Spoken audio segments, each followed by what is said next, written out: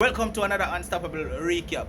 How would you feel if you had an experience where you were literally pronounced dead and given a second chance? Talk to me in the comment section because I would definitely love to know. Now, that is what today's recap is all about. Most of you may be familiar with this caller right here that's sharing her experience, but she spoke on actually dying, being pronounced dead by the doctors, and then she was given a second chance. Take a listen to this one right here that was shared on Unstoppable Live some time ago. Right, so I was diagnosed with cancer a few years back, and the year for that diagnosis was 2011.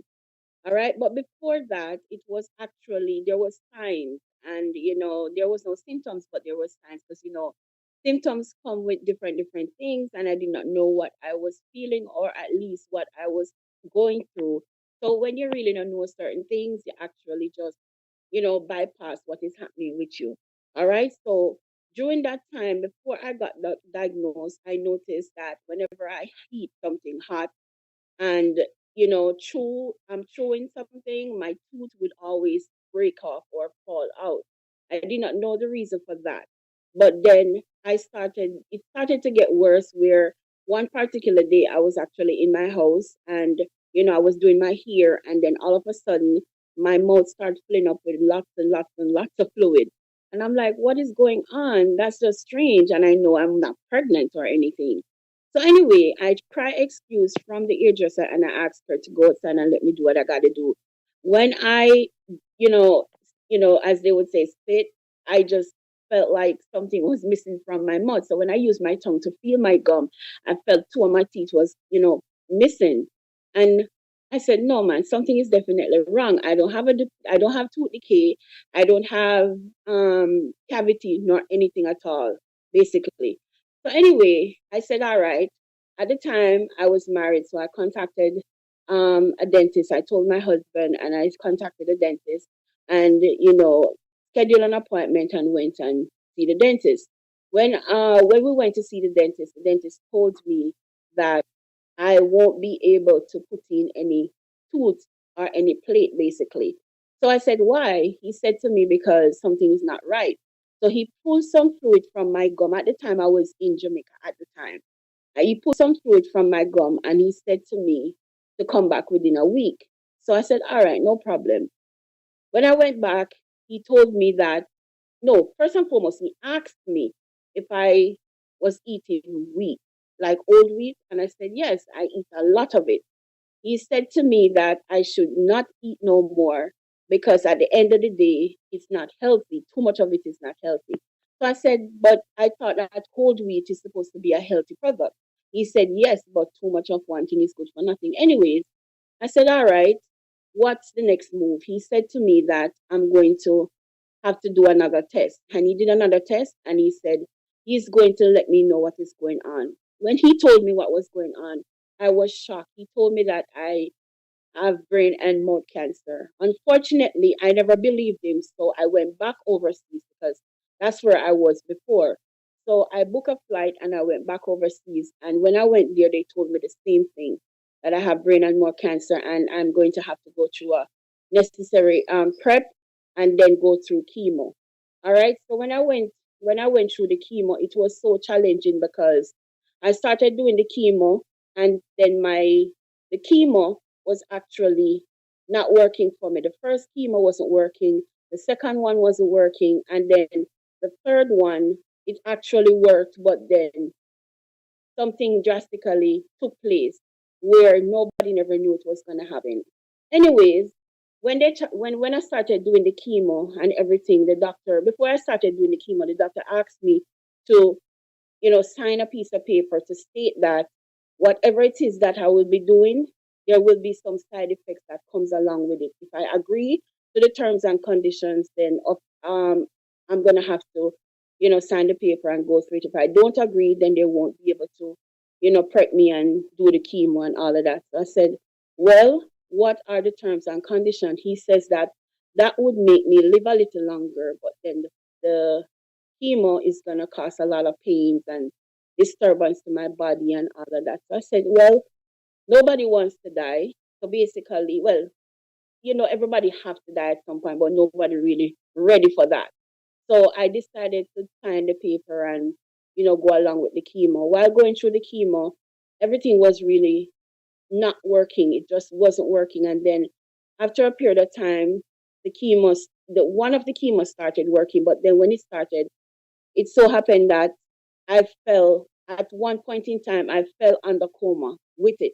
And then I woke up, and when I woke up, then, they just try to do what they have to do to not let me go through that again. And then after that, something drastically happened. I literally was dead. My heart stopped because the chemical that they was giving me, or the chemo what I was taking, was too strong for my body. And it was brain and mouth cancer, so you know how that goes. When the brain and the mouth and everything, it just wasn't working for me. So the doctor pronounced me dead at that point in time. But all of that, through all of that, my family never knew about it. Period. They never knew about it. I didn't tell them about it. When the doctor was signing the paper, when I was signing the paper and the doctor asked me if there's anybody they could call, I said there's only one person I could tell them to call, and that was my mother or my grandmother. But I would prefer for them to call my mother. But do not call my mother if anything drastically happened. Just wait a minute. Just wait. No, just don't just jump and call her, because my mom's heart is not strong at that point in time to hear a news like that, just in case if anything happens to me.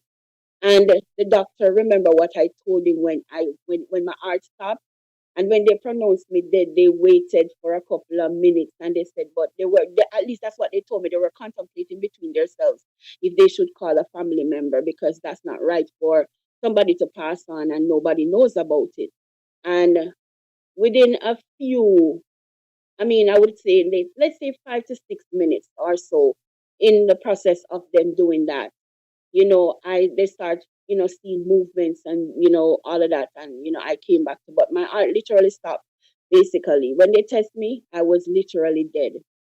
There was no breathe, no heart rate, nothing, no pulse, nothing.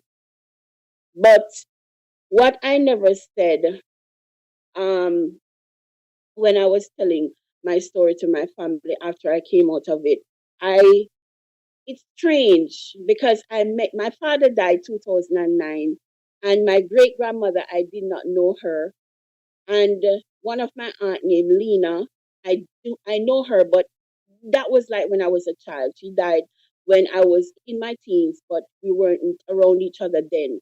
And when I died, I saw my dad in the wherever I was. I don't know where I was, but I know I saw my dad, and my dad was like, telling me that I should not, give up hope, and I should go back because it's not my time yet. I have great work to do. And I was put on earth for a reason, and a whole bunch of stuff. I always hear people say that in the movies, and I always hear people say they see their dead loved ones and all of that. But I never thought that my dad would appear to me while I was actually dead. It's like my body, I had an outer body experience, and let's put it that way. My spirit was roaming, and my father was talking to my spirit, but my body was laying there in the hospital dead, no heart rate, nothing. So, on that note, I tell myself that I'm gonna just, when I woke up out of it, I tell myself that there's a way to live and a way to not live. And I'm not gonna live the wrong way, I'm gonna live the right way. For me, I always go through serious experience in any way possible when it comes to my health. Right now, as we speak, it's hard. It's very hard because right now, as we speak, I am going through crazy pains, like crazy, crazy pains. It's very hard at some point in time to walk, and it's very hard to remember stuff. I can't remember anything sometimes. Sometimes when I'm doing stuff, I get so frustrated. Like if I'm trying to remember things that I'm supposed to do, I can't. It's very frustrating. I wouldn't wish that on my worst enemy at all, basically, So I don't know. It's very, very hard. When you explained the situation that occurred to your family, especially your mother, how did she take it? Well, I was the one who explained it to her. I have an aunt. She came down from the States one day, and I was, home, and I got a call that my aunt was coming down, and some stuff was there for me. So she said I should come. So when I went down there, how the Caribbean is hot and stuff like that. So when I went down there, she was there talking to me, and the fan was on. At that time, I had seriously bald spots because I was just recovering from the chemo, getting my hair back and all of that. So I had seriously bald spots. So when she was talking to me and the fan was blowing, she saw the bald spots. So she said, "What happened to your hair? Did you put any chemical in your hair to damage your hair?" And I said, "No." I said, "I'm just recovering from cancer." And she said, "What? What are you talking about?" I said, "I had cancer, and all the time I was in New York, in the Bronx, I was going through treatment." And she said she can't believe what I'm telling her. Why did I hide it from the family? And I said, "Well, because I just didn't want to bother or worry anyone." So I was leaving at the time to come back home when she saw the issue and she mentioned it and I explained it to her. So at the time the driver was ready, so I had to just pick my stuff up and tell her we will talk. And by the time I stepped out the door, my mother called me and asked me what am I talking about? What is she hearing? And that's how she found out. I didn't even tell her. My aunt did, and my aunt tell everybody, and then everybody knew about it. And then I had to confront everybody and explain myself. So is your mother in your corner now with you and supporting you? Is your family supporting you throughout this? Well, to be honest with you, my mom is in my corner, but it could be. I mean, I could. There could be more. She could do more. I'm not gonna lie about that. She could do more. Like she calls, she talks to me, she expresses herself and how she feels about it, but there could be more. My grandmother is in my corner. I don't have much family that is really close to me. I just have small amount, and the ones that are there are, they're supportive, especially grandma. At the time, how long ago you said this happened? Okay, so the diagnosis started in 2011, but there were signs before that, like from 2010, and then I got diagnosed in 2011, and then I went through the chemo 2011, 2012, 2013, and then 2014 I started to do on the recovery road. So in remission now, but the pains are excruciating. Like I'm talking to you now, and my whole body ache, my feet ache. It's a lot, and sometimes I'm muscled up to do things. Like if I know I have stuff to do, I just ignore the pains. Like I always do stuff like affirmation, just telling myself that the pain is not there. I'm okay, and it's not there. Just to go about it, just to go through it. What is a day like with your situation? A day in your life. What is that like? All right, a day. Like okay, for instance, yesterday and today. Today is most likely one of the best days. I'm still feeling the pains, but it's not excruciating. Yesterday was very excruciating, especially with what's going on, and you have business to do, and you have to be standing in lines and all of that. It's very much crazy.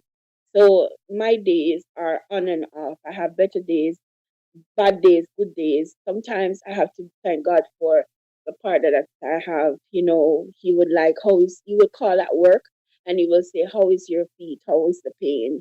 Is there anywhere hurting you?" And, he would, use the olive oil and just rub the pain. Sometimes that's how I get to have a good sleep. Sometimes I don't sleep. Sometimes I'm up till wee hours in the morning. And he would say, "But you're not sleeping." And I'm like, "I'm in pain." So it's hard to sleep with pain.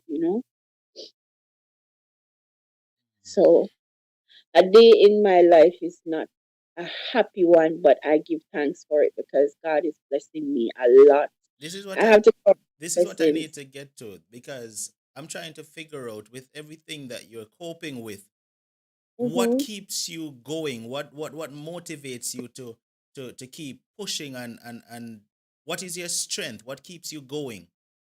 All right, before now, what keeps me going is my strong will to fight and survive. Um, Before I had a relationship, I was just going doing my thing, being self motivated and self strong. So my strength comes from me basically and God Himself. To be honest with you, without God, I don't know where I would have been, or better yet, without the Almighty, the Creator, then I don't know where I would have been. You understand? And now, what keeps me going is to know that I have access to persons, motivating people out there that needs it, that needs the help, that needs the support system that I needed when I never had anyone. I could have had people around me, but I choose not to tell anyone. So that's no fault of anyone. That's a fault of mine. But either way, I wanted support system and I never had it then. So now that I have an opportunity to, give persons back and help them, support them, go through whatever it is that they're going through, it helps me. That's what keeps me going. And what caused the cancer? Um, I'm not telling anybody to not eat old wheat products, but I'm telling everyone to not eat too much of it. If you could substitute your white with your old wheat, that would be nice. If you can do without it, then that would even be better. But old wheat products, too much of it is not good. I know persons who are buying whole wheat bread saying, "Oh, I'm not eating no white bread," but then they're not understanding that the amount of yeast and the amount of processing that goes through is not healthy for the body, especially if you're, because everybody knows that you have cancer cells in your body and there are things that triggers it off. So you have to know what to do, what to eat, and how to deal with things when it comes to your body and what you put in your mouth. What happened was, when I got diagnosed with the brain and the mouth cancer, I had to start removing all the tooth out of my head. I had to take out almost every single tooth out of my head, basically, just for me to take the treatment. But when he said I had to remove the tooth, he was wondering if that's going to create a problem for me. Because, as I said, I never had a tooth decay, I never had cavities, my teeth were very strong. I have chalk teeth. So at that time, when I felt my teeth breaking off and falling out, I thought, okay, because I had chalk tooth, I did not, I couldn't even think of cancer because persons with that always have sensitive tooth and all of that. So when I got diagnosed with it, it was crazy. I had to be pulling out four teeth one time, three teeth one time, five teeth one time out my head, and I keep pulling them out one by one. And let me tell you, every Sunday and every Monday I was scheduled to go to the dentist to get rid of all them tooth just for me to get the chemo. Because I started pulling out the tooth from down here. And then when I went to the States, that's when I started the chemo. I didn't have to put them over there. I just started doing them down here. You know what I'm saying? So at the end of the day, it just was so crazy. And then at one point in time, my ex husband was saying to me, "Whoa, you're pulling out so much teeth one time. You don't afraid your nerves get licked, man. You're pulling out too much teeth one time." That's what I That's was thinking just now as well. I was like, that's something that should be very nerve wracking. Yeah, yeah, very nerve wracking. And I have three tooth left in my head, the two front teeth and a jaw teeth with my dentures. But when he was trying to remove the last jaw teeth, I had to stop him. He hold on that tooth and he was rocking and that tooth would never come out. And I said to him, I said, "Listen, I can't go through this again. If I have to live, I'm going to live with these three tooth until God bless me and take them out of my head for me. I'm not taking out any more. So if I can't do the chemo with them three teeth, might as well God just do what he has to do." So Mm. yeah. So when you tell me if you can recall how you felt when you came to and the doctors were explaining to you that, well, listen, Miss So and so, you know that you flatlined for a certain period of time. Hmm. What did that feel like for you, hearing the doctors tell you that and knowing that you're actually back and alive and able to hear them tell you this? All What was your feeling like in that moment? all I was doing was crying unstoppable. I cried so hard. I cried like a baby. The nurses was hanging on to me, and all I was just doing was praising and thanking God at that moment. And then I started mumbling something about dad, dad, dad, and they were like, "What about dad?" And I was telling them that my father said I should go back because it's not my time yet. I have great work to do. I have people to save, lives to save, and persons to, support and all of that. And I said to the doctor, I said, the experience that I just felt that I've been through when I was there, my lifeless body was laying there, but my soul was actually on. It was like working. Something was happening in the spiritual realm. And I said to the doctor, I said, Doc, whatever it is that I do as of now, I am going to do the right thing. I know I am not perfect, unstoppable. I get angry just like every human being. And maybe I say stuff that I'm not supposed to say or do stuff that I'm not supposed to do. But ever since then, I've been trying to walk the path of how I'm supposed to walk. And I'm not talking about Christian part now. I'm talking about just doing the right thing as I've always been doing before. It's like, when you start having a lot of empathy, a lot of care, it's like you respect life so much that you want to protect each individual that you can. I mean, you can't protect everybody, but you want to help somebody. So that experience was one in a million experience that I will never forget. Now, now that you've passed that stage, that ordeal, and you look back at it, when you look back at it today, right? To know that you're still alive and able to speak about what you went through, what would you tell people right now that's listening to what you have to say? I would tell people to live the right way. And when I say live the right way, I'm talking about as much as you can eat healthy. Diet. I am a big person and I'm not going to tell you that I don't cheat sometimes on eating stuff. But at one point in time, I said that I would never eat healthy again, but I was so wrong about that because eating healthy is the best way you can ever do. Eat your vegetables, eat your fruits, whatever you can eat, and also exercise. Exercise don't mean that you should exercise and lose weight. Exercise meaning that you need to stay fit. You need to stay healthy. You need for your body to keep moving and keep active because a lot of times we're lazy in the body because we're not active enough.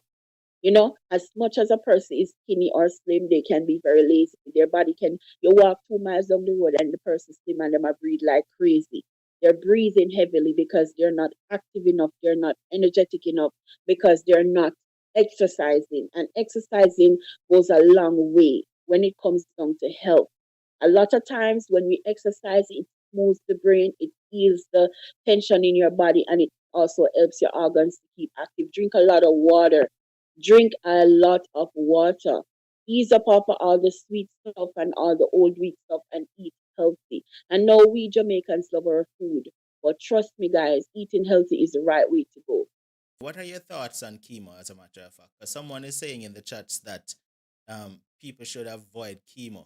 What's your take on that? If you avoid chemo, depending on the stage that your cancer is, then you will literally die. If you can get organic stuff and drink them and use them, or find a way that can cure your cancer without doing the chemo, well, fine.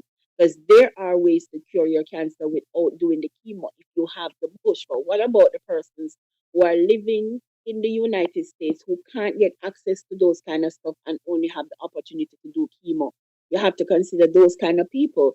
And the situation with chemo is it's good and it's bad. It's bad because it leaves you with side effects and it can be very excruciating and very terrible when it comes to that. But then it helps you to live longer.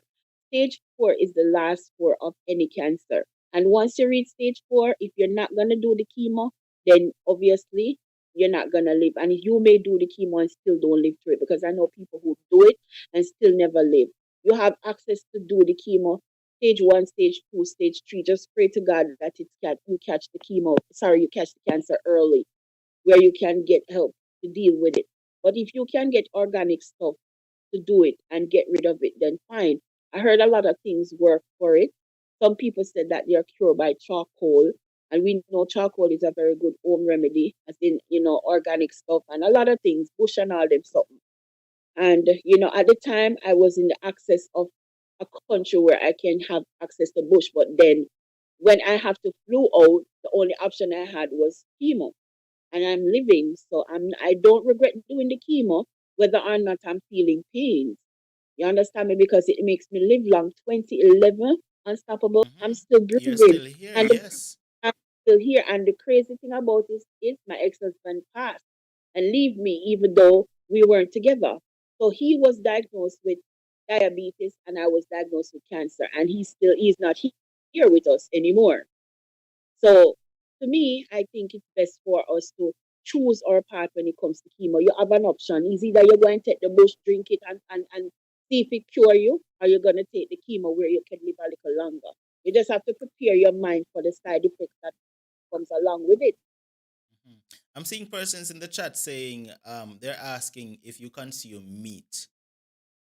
Not well, yes and no. Okay, so I consume fish and chicken, but I don't consume no other meat than that. And I kind of cut off of the chicken. I cut off of the chicken and I'm now eating the fish. So that's just me eating healthy, or at least trying to stay healthy. Listen, let me tell you something. You can't too, I don't even know. Too much of one thing is good for not, like I said, but you cannot be too careful. No matter how much you try to eat healthy, there's always going to be something that is going to trigger something off. Because what we need to understand is that our body is very sensitive. We have cancer cells in our body. We have all kind of cells that is in our body, and we have to know what we put in our mouth. I see persons who are vegetarian, literally vegan, and them die of cancer. I know a pastor who is vegan and is literally cancer killing. Whatever cancer it was, is still cancer. All cancer spelled the same way. So it's just what we eat and how we live and how we deal with things. Our mindset is the way to go. For most part, we can't take up ourselves and say, okay, we go cut off a meat. Our body need the protein. But it's what kind of meat you're gonna eat? All them pork and them beef and them mutton and them this and them that don't work. Like other than I the teeth, was there any that other signs that said, "Hey, something is wrong"? I can't remember at that point. There could be signs, but I never take notice of it. But all I knew it was the teeth that trigger everything up. There could be signs, but us people, when we have situations going on, we don't like doctors.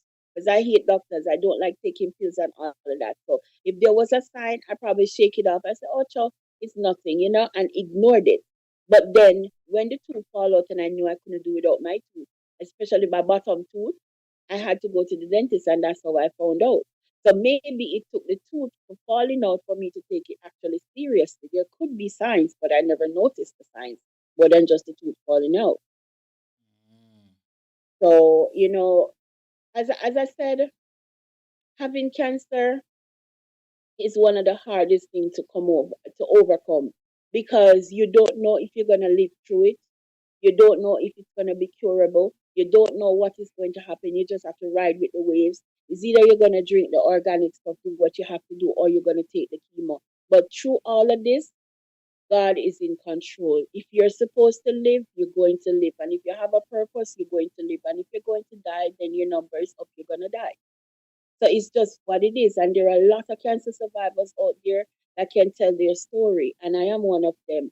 So when I say to people, don't be discouraged of certain things. Your purpose is there and you have to find it.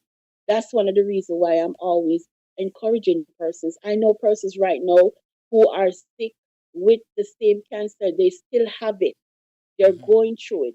They're going through the process. Their body is going through different processes, and they're giving up already. And I said, you can't give up, because life is short, but it's still not short for you. You have a long road to travel. So you just have to have faith and just, keep moving. For persons here who don't know what you mean when you say it's in remission right now, explain that to them. In remission means that the cancer is no longer there and I'm recovering. I'm recovering from it. It's no longer there. But where is I have to visit my doctor every 3 months Mhm. because it could come back. It could come back anytime. That's a thing that can come back anytime, whether you eat healthy or you not eat healthy. Like I said, the simple things can trigger off those cancer cells in your body.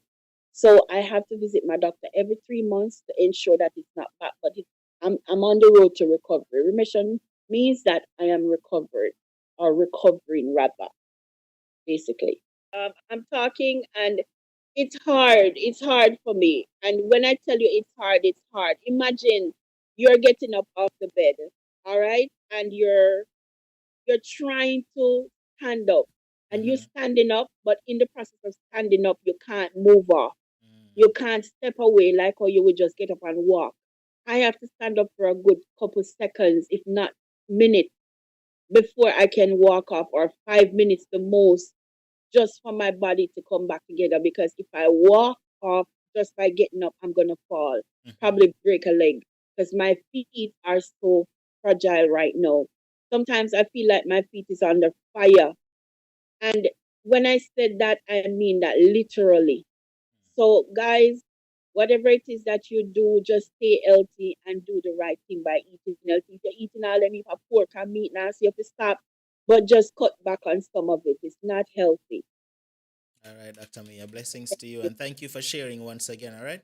Alright, so by now most of you familiar with the voice, right? And know who it is. It's our very own Dr. Mia who shared her situation on Unstoppable Live a while back. And most recently on a recent program, I announced that she is still in remission. She still needs some assistance, and also I gave her GoFundMe a little bit of highlight. So the GoFundMe link will also be down below in the description of this video. You can click it, go on over to her GoFundMe and give her some support because she still needs more assistance. All right, if you're able to, it would be appreciated. Thank you so much for watching this video. Click the link, go over, give her some support. Make sure to subscribe to the recap channel so once we upload a video, you will not miss it. All right, until the next Unstoppable recap, stay strong, stay motivated, but most of all, remain unstoppable. Unstoppable. Unstoppable.